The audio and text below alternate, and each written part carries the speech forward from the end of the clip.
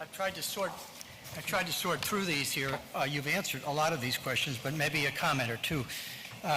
Benghazi, a little on the technical side, you know, in retrospect, what did we know, when did we know it, and could it have been avoided? Quick answer, yes, it could have been, should have been avoided.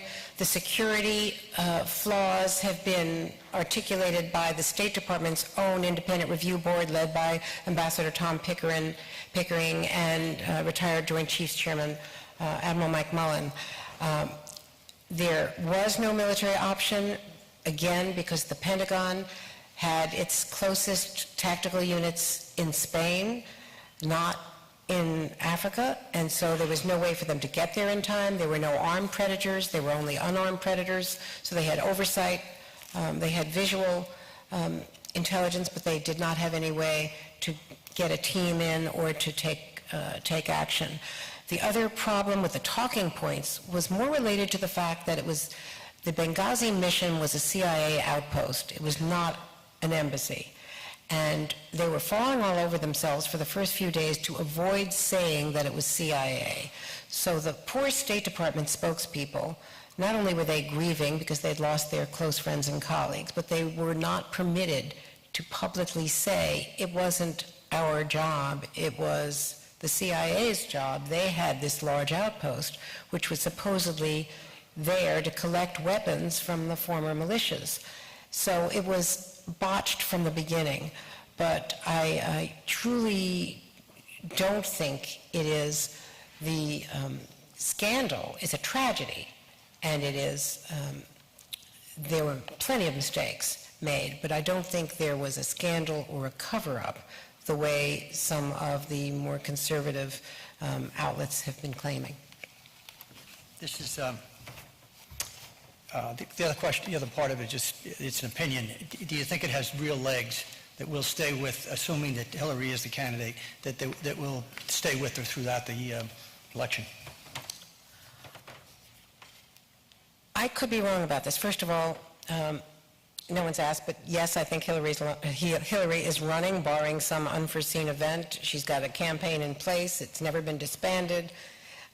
Every indication is that she is running for president, and I don't think that Benghazi alone would be enough to slow her down. She's at 70% in the Democratic primary. She will be the Democratic nominee. Whether in a general election, that and other things in her State Department tenure are yet to be reported, perhaps that becomes more of an issue. What is her real platform? What her challenge will be to be a forward-looking candidate, to show that she is not history, that she is the future, because she will be one of the older candidates, and she needs to show what she would do as president and not just run on the past. But I think she has enormous support among women and also among many men.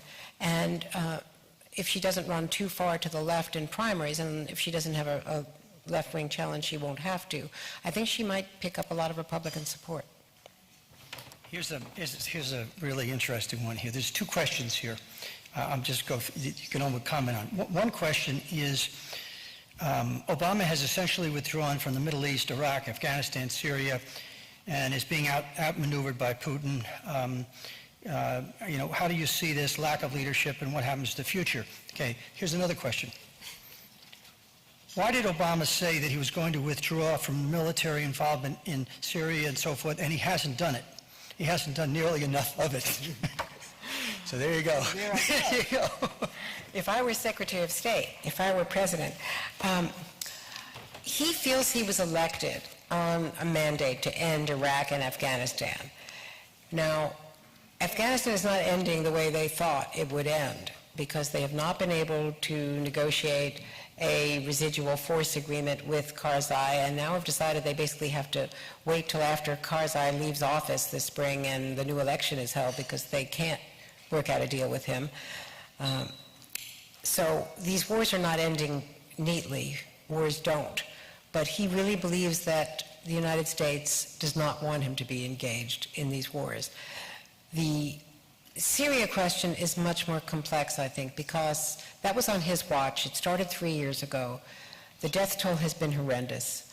There is enormous pressure from the Persian Gulf states and allies to do something to arm the rebels. The intelligence chiefs from Saudi Arabia and from Abu Dhabi were all in Washington last week for meetings with Susan Rice on how to arm the rebels. But only today we see that an al-Qaeda mediator who was in Syria trying to resolve disputes between 2 or 3 or more factions of rebels was assassinated in a suicide bombing.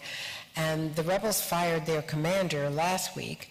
So the president would say to his national security team, if we were all sitting in that room, which rebels are we going to arm, and which ones of them do we want to give those shoulder-fired missiles who will then be using them against us and our allies down the road? Now, the countervailing opinion is the head of the National Intelligence Director, Jim Clapper, testified 2 weeks ago that the al-Qaeda supported elements in Syria among the rebel factions are now a direct threat to Europe and to the homeland because they're exporting their fighters to Europe and then can get into the United States. So I don't know how you answer the question about what to do about Syria. John McCain would say we should have done something with airstrikes 3 years ago. We should have armed the rebels 3 years ago. John Kerry was trying to decide who were the moderates and has spent the last year just trying to find those moderate rebels. It reminds you of what happened in Iran, back in Iran-Contra. And, we didn't do the airstrikes on chemical weapons on Labor Day weekend, and that may prove to be a real turning point in the way the president is perceived overseas. There are a number of questions here about civility and whether there's anything that you think can really be done about it. I'll cover that in. There's also a question here about would you care to express your opinion on the best decision that the president has made and on the worst decision that he's made since he's been in office? Boy.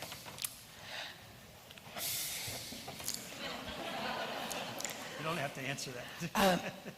I'm not sure it's the best decision, but I think one of the best decisions was to support same-sex marriage. I think that's where the country is moving.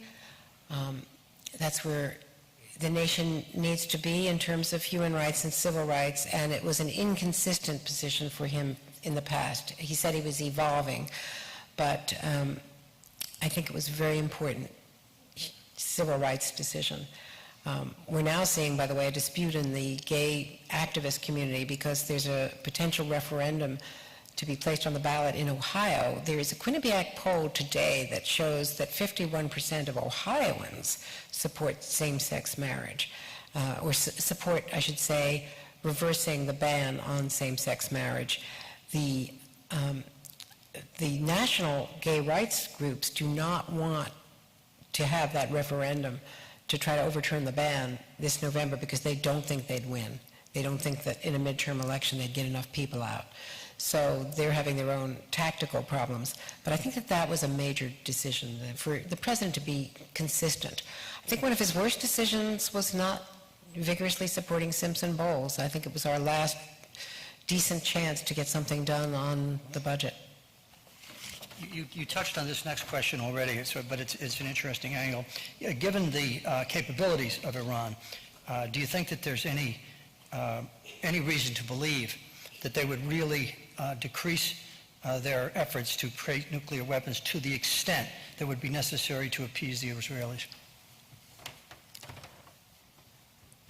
It's an existential threat for Israel. I get that.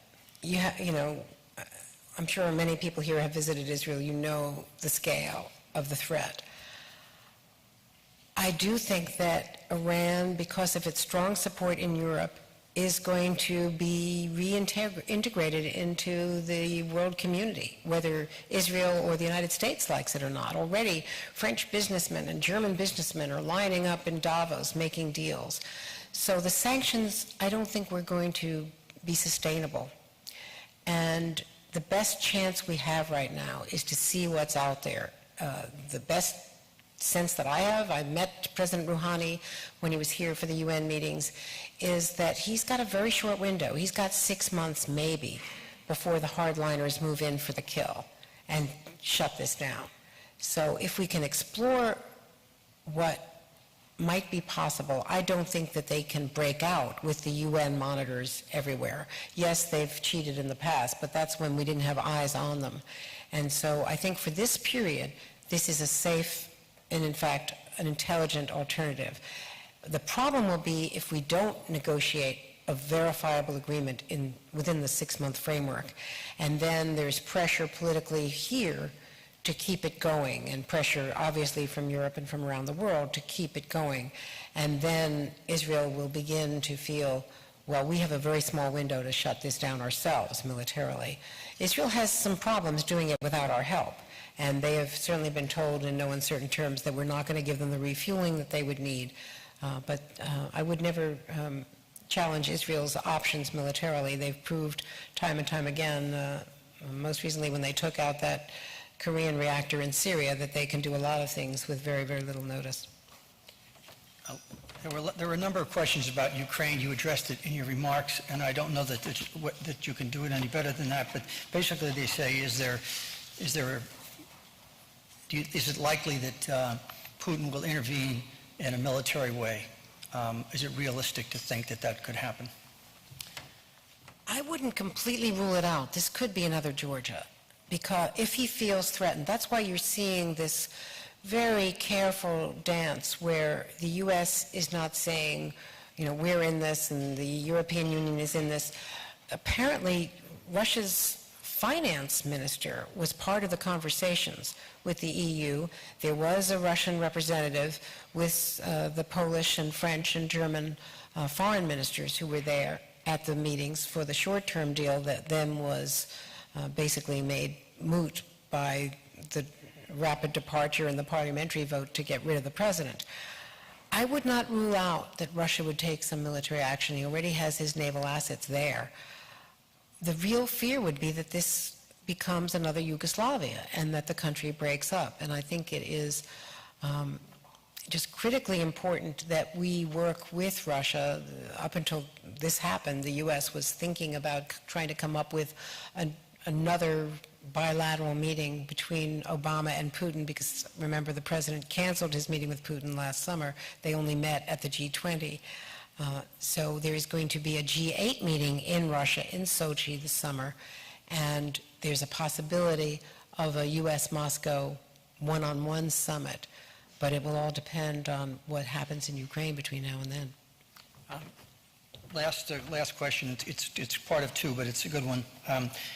Would you care to comment on who was your most interesting female interview? And then the last question is, what advice would you give a young woman starting out in your profession today? Those are great questions.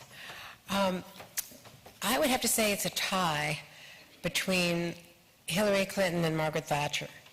Do you see a similarity there?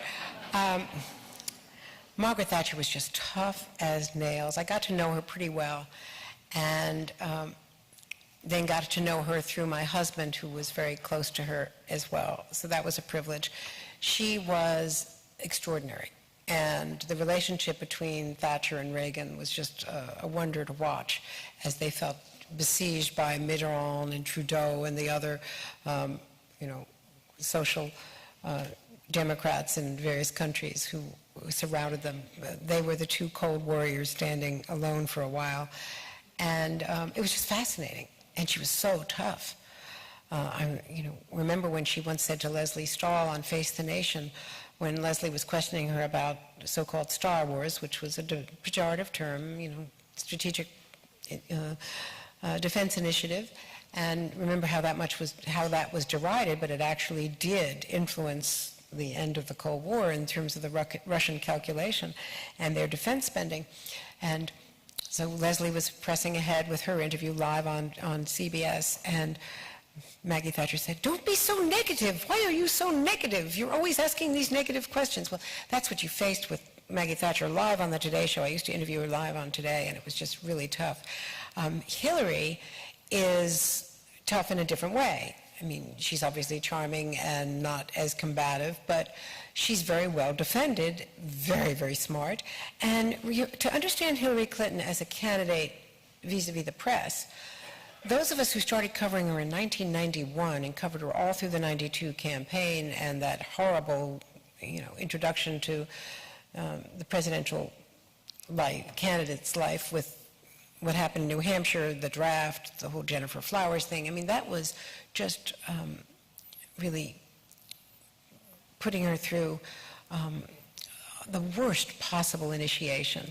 And so she viewed the press, and if you read some of the recent documents from Diane Blair, and I don't refer to the ones that were so celebrated, but the diary recollections about Hillary's views during Whitewater and Travelgate, Vince Foster's death, her own father's death. Bill Clinton's mother died, a woman I knew and liked very, very much, Bill Clinton's mom. They went through the worst couple of years in the first few years in the White House, and she became very toughened and battle-weary. And you see that reflected in that diary. So it's hard to interview her. She's a completely different person socially and on the plane and off the record, but she's fascinating. She's an endlessly fascinating character. And just one recollection, 1995, we're leaving Beijing. On the way into Beijing to the women's conference, she was the first lady. It's an all-woman press corps. And we were warned how to detect the hidden cameras in our hotel rooms and bathrooms by the Secret Service, to fog up the bathroom, and you'll see where it doesn't fog over on the mirror. That's where the camera aperture is, and to put a paper or a towel over that. I mean, so we were all given the Secret Service briefing on the plane with the First Lady, because we were going to the Beijing Women's Conference, and then Hillary declares memorably, famously, women's rights are human rights, and human rights are women's rights. And it was a clarion call, and the Chinese hated it. And so we were under pressure. We then went to the next session in a monsoon-like rain, and the police moved in and tried to stop our delegation, because the press were mixed in with the delegation for security reasons. They tried to prevent us from getting in. It was very, very bad police operation.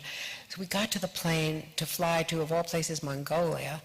And I have a picture of Hillary and me and Milan Verveer and all of us cheering as we left Chinese airspace, because we had been so beleaguered, and we were so thrilled to get to Mongolia, which is actually a very interesting place. But it just, she is a lot of you know her. She's a completely different person when she's not on guard. She is brilliant. She is indefatigable. And it's tough to cover her, because she's been through so much that there is sort of a carapace about that, that she is not easy to interview. But I think I'm going to have a lot more opportunities going forward. And thank you again.